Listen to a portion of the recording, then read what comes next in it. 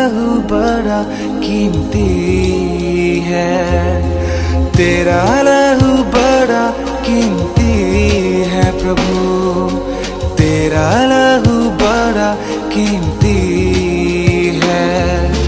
क्योंकि उस लहू में जो ताकत है, जिससे हम पाते हैं छुटकारा, क्योंकि उस लहू में जो ताकत है, जिससे हम पाते हैं छुटकारा, तेरा लहू बड़ा कीमती है प्रभु, तेरा लहू बड़ा कीमती है। Praise the Lord. फिर से एक बार परमेश्वर को हम धन्यवाद करेंगे कि हमें पवित्र शास्त्र में से अध्ययन करने के लिए परमेश्वर ने कृपा और अनुग्रह किया है। जैसे हम सबोपदेशक की पुस्तक से अध्ययन कर रहे हैं और आगे का निरंतर अध्ययन करने के लिए परमेश्वर से अनुग्रह चाहेंगे। आइए हम अपनी आंखों को बंद करें। प्यारे पिताजी, हम आपको दिल से धन्यवाद करते हैं। पिता, आपने इतने समय तक प्रभु जी हमें अपने अनमोल वचनों से परमेश्वर बहुत सारे प्रकाशन को दिया है और सचमुच में परमेश्वर हम सब आशीषित हुए हैं। पिता, हमें वो कृपा और अनुग्रह भी देना, वो सामर्थ्य भी देना परमेश्वर की इस सुने हुए वचन, इस सुने हुए प्रकाशन प्रभु जी हम अपनी ज़िंदगी में लागू कर पाए। प्यारे पिता, आगे के अध्ययन जब हम करेंगे परमेश्वर, हमें विशेष अनुग्रह से प्रभु जी आप हमें प्रभु जी आशीषित करना। जितने भी श्रोता जो सुन रहे हैं परमेश्वर, उन सबको प्रभु जी ये वचन ब्लेस करना देता। ये छोटी सी दुआ को आपके इकलौते पुत्र हमारे उद्धार करता प्रभु यीशु मसीह के नाम से हम मांगते हैं, आमीन। या प्रियो, हम पिछले जो है अध्ययन, जो कल हमने अध्ययन किए थे, इसमें हमने विजुअलाइजेशन यानी कल्पना करने के विषय में हमने अध्ययन किया था कि इस नए युग में आज मसीह में इस प्रकार की बातें जब सिखाया जाता है कि आप कल्पना कीजिए कि आपको हर चीज जो आप कल्पना करते हैं वो हासिल होगा, आपके अंदर विश्वास जो है उत्पन्न होगा, वो विश्वास की मात्रा इतनी बढ़ेगी फिर आपको वो हासिल होगा, जिसे हम विजुअलाइजेशन कहते हैं। और प्रियो, ये जो ट्रेंड है ये तत्व ज्ञान है प्रियो, और हम जो आध्यात्मिक अगर परमेश्वर के पीछे चलने वाले लोग हैं, हमें इस तत्व ज्ञान से हमें बचना है, क्योंकि हमारे लिए जो डिवाइन विजडम है या ईश्वरीय विज्ञान है, ज्ञान है, ये केवल और केवल परमेश्वर के वचनों से ही हमें मिलती है। आज के इस अध्ययन में हम लोग आगे निरंतर बढ़ते हैं। Faith is not based on visualisation. एक बात हमें हमेशा याद रखना है, भले हमें कोई भी क्यों ना कुछ सिखाता, विश्वास ये कभी भी कल्पना के ऊपर आधार नहीं किया जा सकता है। Romans chapter 10 verse 17 is clear that faith comes by hearing and hearing by the word of Christ। और रोमियो के 10वें अध्याय 17 वचन बहुत ही स्पष्ट रीति से हमें बताती है कि विश्वास सुनने से, और सुनना परमेश्वर के यीशु मसीह के वचन से होता है। Faith can be based only on what God has spoken। विश्वास केवल परमेश्वर ने जो बोला है उसी के आधार के ऊपर हो सकते हैं, प्रियो, कल्पना के आधार के ऊपर नहीं हो सकते हैं। ये झूठी शिक्षा है। कोई आपको कल्पना करने कहेंगे और कहेंगे कि अपने आप से आपका विश्वास उत्पन्न होगा, ये गलत शिक्षा है। विश्वास हमेशा परमेश्वर के वचनों को सुनना और उसी के आधार के ऊपर जो है हमारा विश्वास बढ़ता है। Abraham could not have got Isaac by visualizing that Sarah would give birth to a boy। Abraham को कभी भी इसहाक के विषय में इसहाक नहीं मिल पाता अगर वो कल्पना करता कि सेरा एक बच्चे को जन्मने वाली है। His faith was based on God's clear promise। Abraham का जो विश्वास था वो परमेश्वर के बहुत ही स्पष्ट वादों के ऊपर विश्वास था, उनके शब्द के ऊपर विश्वास था। You can't start visualizing wherever you want and expect God to give that to you। आप कहीं पर भी कल्पना नहीं कर सकते हो और पर अपेक्षा भी नहीं कर सकते कि परमेश्वर आपको ये दे देगा। कई बार हम कल्पना करते हैं, जवान लड़के कल्पना करते हैं कि ये लड़की मुझे मिलेगी, परमेश्वर मुझे देंगे, और हम इस कल्पना में ही रह जाते हैं और कई बार हमको यह हासिल भी होता है और हम समझते हैं कि कल्पना से हासिल हुआ। नहीं प्रियो, हम बहुत ही गलत फहमी में हैं। परमेश्वर से हमें अगर हम कुछ भी चीज़ हासिल करना है, वो परमेश्वर के वचनों, उनके वादों के आधार के ऊपर ही हमें हासिल होता है, कल्पना से नहीं। जिस प्रकार कोई भविष्यवाणी कहने वाला व्यक्ति 100 बातें कहता है, उसमें 1 या 2 बातें सही होता है और लोग समझते हैं कि भाई ये तो बहुत बड़ा भविष्यवाणी है, उसी प्रकार से कई बार हम कल्पना में एक आध बार हमारी बातें सही होती है, तो इसका मतलब ये नहीं है कि कल्पना के आधार पर ही परमेश्वर हमसे व्यवहार करते हैं। That's the teaching of psychology, not of the Bible. ये जो सिखाई है वो तत्व ज्ञान की है, पवित्र शास्त्र की नहीं है। पॉजिटिव थिंकिंग में be good for business people, but it is not biblical faith. सकारात्मक विचार जो व्यवहार करने वाले लोगों के लिए बहुत सही है, लेकिन पवित्र शास्त्र के आधार पर एक पवित्र शास्त्र का विश्वास जो कहते हैं वो नहीं है ये। Jesus and the apostles did not do miracles by visualization or by positive thinking. यीशु मसीह और उनके चेले जितने भी चमत्कार किए हैं उन्होंने कल्पना करते हुए चमत्कार को कभी नहीं किया है, ना ही कोई सकारात्मक सोच के अनुसार किया है। It's easy in these days to be deceived by such counterfeits. और इन दिनों में ये बहुत आसान है इस प्रकार के कामों को करते हुए झूठे तरीके से जो है लोगों को हम भरमाना। The book of Ecclesiastes therefore has a warning for all of us in these days of the danger of depending on human wisdom. इसलिए सबोपदेशक के पुस्तक में हम सब के लिए एक चेतावनी है, खास करके इन दिनों में, कि हमें इंसान के बुद्धि या समझ के ऊपर भरोसा करना कितना बड़ा खतरनाक हो सकता है। The word eternity occurs just once in this book, in chapter 3 verses 11. He has set eternity in their heart, without which man will not be able to find out the work which God has done. ये अनंत काल का शब्द केवल इस पुस्तक में एक ही बार आती है, तीसरे अध्याय 11 वचन में। वचन इस प्रकार से बताती है कि उन्होंने अनंत काल को हमारे हृदय में भर दिया है, जिसके बगैर हम परमेश्वर ने जो काम किया उसको ढूंढना असंभव है। There is a God-shaped vacuum in every human heart that can never be filled or satisfied by anyone or anything other than God. परमेश्वर ने हमारे हृदय में एक ऐसा एक ढांचा बनाया है, और वो ढांचा परमेश्वर के अलावा दुनिया की कोई भी बातों से नहीं भर सकता या संतृप्त नहीं हो सकता। उसे सरल भाषा में अगर हम कहें तो, as someone has put it, we are restless until we find our rest in God.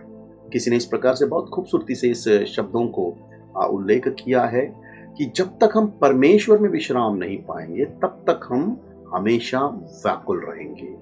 नहीं, ये जो ढांचा है वो हमेशा तत्व ज्ञान से नहीं भरा जा सकता है। इस ढांचे का संतृप्ति केवल और केवल परमेश्वर है। God has put eternity in our hearts so that we will never find satisfaction in money, women, property, honor or position. परमेश्वर ने अनंत काल को हमारे हृदय के अंदर ढांचा बना के रख दिया है, और इस ढांचा को पूर्ण करना है तो सिर्फ और सिर्फ अनंत काल ही इसे संतृप्ति ला सकती है। कोई पैसा या लड़की या जो है जमीन, जायदाद, आदर, स्थान, ये उसे संतृप्ति नहीं ला सकती है। It goes on to say here that unless we give primary importance to the eternal things, we will never be able to find out what God has done. और आगे इस प्रकार से हमें ये बात बताती है कि जब तक तुम इस अनंत काल के विषय में प्राथमिक स्थान नहीं दोगे, तब तक हम परमेश्वर की इच्छा को कभी भी ढूंढ नहीं पाएंगे। For those who live for things under the sun, there is nothing better than to rejoice and to do good in one's lifetime. ये 12 आयत में इस प्रकार से बताते हैं कि उन लोगों के लिए जो इस धरती पर जीते हैं, यानी आसमान से नीचे जीते हैं, उनके लिए आनंद का विषय यही है कि इस जीवन काल में वो कुछ ना कुछ भले कार्यों को करें। Religious people and psychologists don't tell people to do evil. No. आप देख सकते हो, कोई भी धार्मिक व्यक्ति या तत्वज्ञान क्या लोगों को बुरा करने को कहते हैं? नहीं। They tell people to do good. वो हमेशा कहते हैं लोगों को कि तुम जीवन काल में अच्छे कर्म को करो। But you can do a lot of good and still have no contact with God. आप बहुत सारे अच्छे कर्म को कर सकते हो, उसके बावजूद भी आप परमेश्वर के साथ में संपर्क आपका नहीं हो सकता है। And still not live for eternity value. आप अच्छे कर्म करने के बावजूद भी अनंत काल के मूल्य के लिए आपका जीवन आप नहीं जी रहे होंगे। इस बात को हमें बहुत ध्यान रखना है। इस आसमान के नीचे, इस धरती के ऊपर केवल एक भला काम करना ही काफी नहीं है। In chapter 3 verses 19 to 21 we see how human wisdom has no clue about eternity. The fate of the sons of men and the fate of beasts is the same. As one dies, so dies the other, and there is no advantage for man over the beast. तीसरे अध्याय 19 से 21 वचन देखिए, इंसानी बुद्धि का अनंत काल के विषय में कोई अंदाजा नहीं है इनको। वो कहते कि मनुष्य के पुत्र का जो नसीब है या फिर जानवर के जो नसीब है वो एक जैसा है। दोनों मरते हैं नहीं, और दोनों का जो है कोई उम्मीद और कोई आशा नहीं है। जैसे मैंने पिछले दिनों में बताया कि मैं कुछ ऐसे ऑडियो देख रहा था ऐसे वीडियो देख रहा था जहाँ पर जो एक अच्छे तत्वज्ञानी मैं कह सकता हूँ, दुनिया उसे क्या कहती है पता नहीं, मैं तत्वज्ञानी कह सकता हूँ, उन्होंने कहा कि इंसान जो होते हैं वो सिग्निफिकेंट नहीं होते हैं, वे भी जानवर जैसे ही होते हैं। नहीं, बहुत दुख की बात है। हम सब जानते हैं कि परमेश्वर इंसान को अपने स्वरूप में बनाया, लेकिन तत्वज्ञानी इस प्रकार से उस सच्चाई को पेश करते कि लोग उसके ऊपर विश्वास भी करते हैं। सो ह्यूमन विजडम बहुत डेंजरस है। अनंत काल के विषय में कोई अंदाजा नहीं है उनको, लेकिन इस ह्यूमन विजडम को इतना ब्यूटीफुली वो सामने वाले को बताते हैं कि सामने वाला बहक सकता है। They came from dust, they go back to dust. Who know whether the breath of man ascends upward and the breath of beast descend downward to the earth? जो लेखक कहता है, अरे ये इंसान हो या जानवर हो, दोनों मिट्टी में मिलने वाला है। किसको क्या पता है कि ये जो इंसान है वो ऊपर की तरफ जाएगा या जो जानवर है नीचे की तरफ जाएगा। नहीं, हम देख सकते हैं इस लेखक का जो लेख से ही कि वो ईश्वरीय बुद्धि उसके अंदर है या नहीं, हम उसके लेख से ही पता लगा सकते हैं। This was Solomon's conclusion with all his human wisdom. नहीं, सुलेमान जो दुनिया का सबसे बुद्धिमान व्यक्ति, दुनिया का सबसे बुद्धिमान पुरुष जो है, देखिए उसका इंसानी विजडम क्या है। उसका इंसानी विजडम ये है, he did not know whether there was any difference between man and beast when they both died. उसको ये भी फर्क नहीं पता है कि अगर इंसान हो और जानवर हो, अगर वो मरते हैं तो उन दोनों के बीच का फर्क भी उसे नहीं पता है।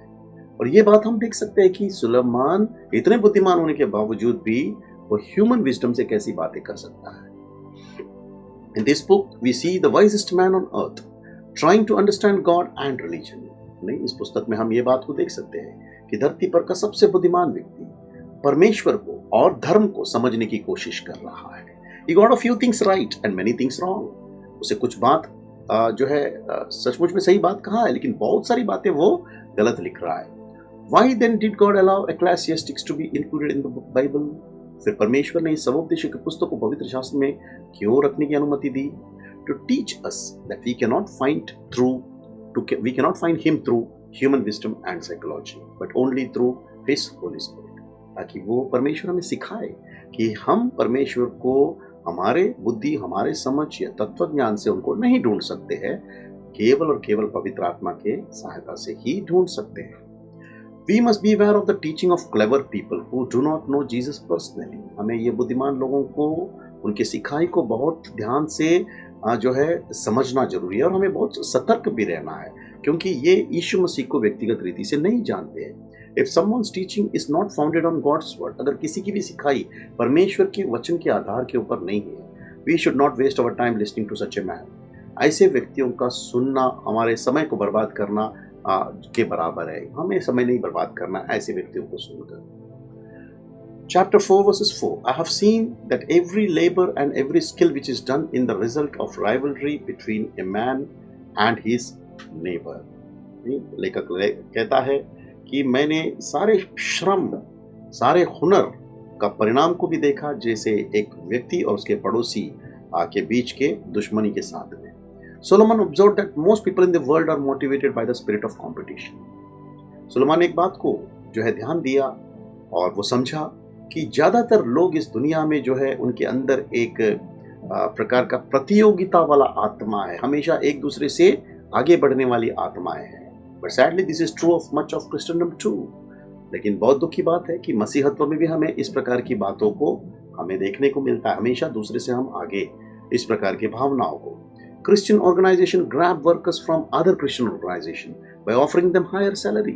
नहीं, कई ऐसे मसीह संस्थाएं हैं जो दूसरे मसीह संस्था से कुछ लोगों को जो है ज्यादा तनख्वाह देकर ले लेते हैं। That is the spirit of this world. ये इस दुनिया की आत्माएं हैं। A godly man will never compete with anyone else. एक परमेश्वर से डरने वाला व्यक्ति वो कभी भी किसी और के साथ में प्रतियोगिता नहीं करेगा।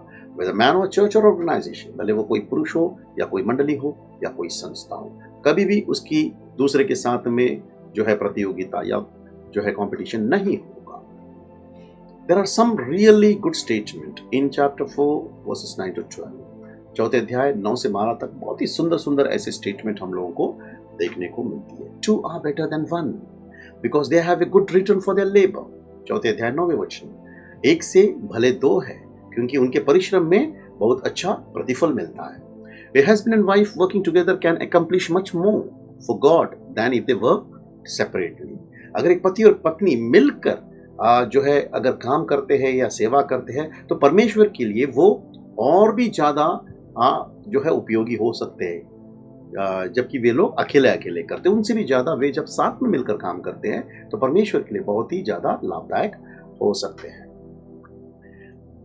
2 are better than 1 because they have a good reward for their labor. They also multiply and have children and thus more is accomplished than if they had been single. नहीं, जब अगर दो होते हैं या पति और पत्नी तो ये बहुगुणित भी हो सकते हैं. नहीं, अगर अकेले रहेंगे तो ये नहीं होता है. This applies to brothers and sisters in a church too. और ये मंडली के भाई और बहनों के लिए भी लागू होती है. Here is a second reason why 2 are better than 1. यहाँ पर दूसरा कारण है कि एक से भले दो क्यों है. If one of them falls, the other can lift him up. चौथे अध्याय के 10वें वचन. अगर दो में से एक जन गिर जाता है तो दूसरा उसको उठा सकता है. It is wonderful when a church is like that with brothers and sisters who are eager to lift up one who has fallen into sin or discouragement. और ये कितना अद्भुत होगा मंडली में अगर इस प्रकार भाई और बहन जो अगर एक गिरता है तो उसको उठाने वाला, उसको प्रोत्साहन करने वाला, उसको पाप में से बाहर निकालने वाला, etc. But alas, the Lord's army is the only army that shoots its own wounded. नहीं, बहुत दुख की बात है. प्रभु की सेना ही एक ऐसी सेना है जो अपने ही जवानों को घायल करती है. Woe unto him who is alone when he falls and he doesn't have anybody to lift him up. चौथे अध्याय उसके 10वें वचन में बोलते हैं कि हाय उनको जो अकेला है, नहीं, और वो जब गिरता है तो उसको उठाने वाला कोई नहीं होता है. It is dangerous to live the Christian life alone and without fellowship. ये हमें बहुत ध्यान देना है प्रियो. बिना संगति का अकेले मसीह जीवन हमारे लिए बहुत बहुत खतरनाक है. ये सारे वचन हमको यही बात को दिखाती है कि हमें संगति कितना कितना महत्वपूर्ण है. Here is a third reason for fellowship. यहाँ पर तीसरा कारण है कि हमें संगति क्यों करना है. If 2 are together, they can be warm. अगर दो साथ में है तो वे लोग सचमुच में गर्माहट को महसूस कर सकते हैं. We can keep the fire burning in each other's heart when we have fellowship. हम एक दूसरे के अंदर, एक दूसरे के हृदय के अंदर के आग को हमेशा जो है जलाए रख सकते हैं अगर हम लोग संगति में रहते हैं. If you can't stay on fire for God on your own, then you must seek fellowship with those who are on fire for God. अगर आप खुद परमेश्वर के लिए कुछ करने वाले ऐसे आपके अंदर आग उत्पन्न नहीं हो रही है तो आप ऐसे लोगों के साथ में संगति कीजिए जो परमेश्वर के लिए एक आग है, परमेश्वर के लिए करने के लिए हमेशा कुछ तैयार है. ऐसे लोगों के साथ में आप संगति कीजिए. एंड फोर्थ रीजन, चौथा कारण ये है, if one can overpower him who is alone, two can resist him. नहीं, अगर एक व्यक्ति जो है अकेला अगर जो है उसके ऊपर जो है आक्रमण किया जाता है लेकिन दो लोग मिलकर उसका सामना कर सकते हैं. Jesus said, where 2 or 3 are gathered together in my name to glorify me, and where they are one in spirit with each other, there I am in the midst. And then whatever they bind on earth will be bound in heavenlies. यीशु मसीह ने मत्ती सुसमाचार उसके 18 अध्याय 18 से 20 कहा कि जहां 2 या 3 जन मेरे नाम से इकट्ठा किए गए हैं प्रभु के नाम की महिमा करने के लिए, जहां पर वो एक आत्मा है, एक दूसरे के प्रति, उनके बीच में मैं हूं. और इस धरती पर वे लोग कुछ भी बांधेंगे उस आसमानी पर हर चीज बंधा जाएगा जहां पर इस अंधकार की शक्तियां हैं. Satanic activity can be bound and restrained by 2 believers who are totally one with each other. शैतान के हर एक कामों को बांध सकते हैं, उसको विफल कर सकते हैं अगर दो विश्वासी एक मन होकर एकजुट होता है. A believer cannot do that alone. एक विश्वासी अकेला कभी नहीं कर सकता है because that needs an expression of the body of Christ and the minimum of for that is 2. क्योंकि ये चीज को करने के लिए एक मसीह का देह इस प्रकार का एक जो है शब्द या फिर एक प्रकार का क्रिया होना बहुत जरूरी है, जहां पर एक मसीह के देह में कम से कम 2 लोगों की शामिल होनी बहुत जरूरी है. परमेश्वर ने कहा कि जहां 2 या 3 यानी मिनिमम 2 नहीं, ये एक्सप्रेशन बहुत इंपॉर्टेंट है। अगर एक मसीह का देह है, एक कलीसिया है और वो दोनों एकजुट है तो शैतान के हर कार्यों को वो मान सकते हैं या उस पर वो सामना कर सकते हैं। A cord of three strands is not quickly torn apart. तीन जो है रस्सी से बना हुआ जो रस्सा है वो आसानी से टूट नहीं सकती है। 3 strands are necessary for strong marriage. और ये 3 रस्से वाला जो गांठ है ये एक सख्त और एक बहुत ही मजबूत वैवाहिक जीवन के लिए ये बहुत जरूरी है। The husband, the wife and the Lord, पति पत्नी और प्रभु। If the Lord is not in the center of a marriage, that marriage cannot prosper. अगर प्रभु पति और पत्नी के बीच में या उस वैवाहिक जीवन के बीच में नहीं है तो ये शादी कभी भी आशीषित नहीं हो सकता है। Here is a good word about correction. और यहाँ पर एक बहुत सुंदर शब्द है जो सिखाई के लिए है। Poor wise young man is much better than an old and foolish king who does not know how to receive correction. यहाँ पर एक गरीब, दरिद्र लेकिन बुद्धिमान जवान, बुजुर्ग और मूर्ख राजा से बेहतर है जो सचमुच में सीख नहीं सकता या करेक्शन जो है पा नहीं सकता है। It is easy to become a foolish king. एक मूर्ख राजा बनना बहुत आसान है। God has raised us to a spiritual leadership. परमेश्वर ने हमें एक आत्मिक अगुवा के रूप में हमें जो है खड़ा किया है। It is easy to imagine that we are always right. और ये बात भी हमारे मनों में हमेशा ये आ सकती है कि हम हमेशा सही हैं and that no one can correct us any more. और ये बात भी हमारे मन के अंदर आ सकती है कि कोई भी हमको सिखा नहीं सकता, कोई भी हमको करेक्शन नहीं कर सकता है। A wise man is always willing to receive correction. लेकिन एक बुद्धिमान पुरुष होता है वो हमेशा करेक्शन के लिए तैयार रहता है। कोई भी उसको उसके गलतियों को बताकर उसे सीधा रास्ते में ला सकता है। In chapter 5 1 to 3 we are told not to speak much when we are in God's presence. हमें बताया गया है 5वें अध्याय 1 से लेकर 3 कि हम जब परमेश्वर की उपस्थिति में हैं हम ज्यादा न बोले। Don't be hasty in words or in thought to bring up a matter in the presence of God, because God is in heaven and you are on earth. Therefore let your words be few. दूसरा आयत में हमें इस प्रकार से बताते कि तुम अपने शब्दों को गड़बड़ी के साथ में मत बोलो। नहीं, परमेश्वर की उपस्थिति में है, जो परमेश्वर स्वर्ग में है और तुम जब धरती पे हो तो तुम्हारा शब्द बहुत कम हो, लेकिन सोच विचार वाले शब्द हो। In prayer we must listen more than we speak. प्रार्थना में हमें बोलने से ज्यादा सुनना बहुत जरूरी है। Prayer is like a telephone. प्रार्थना एक टेलीफोन जैसा है। कन्वर्सेशन विद गॉड, परमेश्वर के साथ हम वार्तालाप करते हैं। A telephone has an earpiece for listening and a mouthpiece for speaking. अगर आप टेलीफोन देखोगे वहां पर एक जो है ईयर पीस इस प्रकार से होता है जिसमें सुनने के लिए भी जगह होती है और बोलने के लिए भी जगह होती है। When you speak to someone far more mature than you, do you speak more or listen more? जब आपसे कहीं ज्यादा प्रौढ़ व्यक्ति है उनसे जब आप बात करोगे तो क्या आप उनसे बात करते वक्त आप ज्यादा बात करोगे या ज्यादा आप सुनोगे? Only a proud person would talk more than listen to someone more godly than him. केवल जो घमंडी व्यक्ति है वही व्यक्ति ऐसे व्यक्ति के सामने ज्यादा बोलेगा, नहीं जो उनसे ज्यादा प्राउड है, ज्यादा मैच्योर्ड है। नहीं, लेकिन नम्र व्यक्ति है वो हमेशा मैच्योर्ड व्यक्ति के सामने कम बोलेगा। Then how should it be when we are with God in prayers? फिर हमें कैसे रहना है जब परमेश्वर के साथ हम प्रार्थना में रहते हैं तो हमें कैसे रहना है? Most Christians never give God a chance to speak to them when they pray. ज्यादातर मसीह लोग परमेश्वर को मौका भी नहीं देते हैं जब वो प्रार्थना करते कि परमेश्वर उनसे कुछ बोले। They do all the talking. That is insulting God. Prayer should be 90% listening and 10% speaking. और वे हमेशा परमेश्वर से बोलते हैं।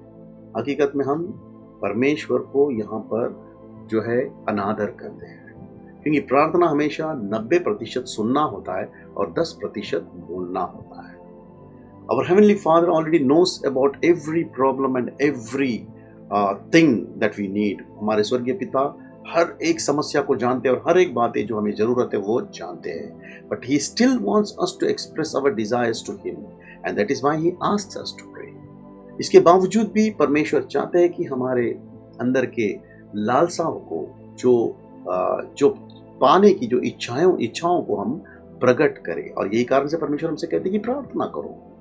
Prayer doesn't have to be only on our knees.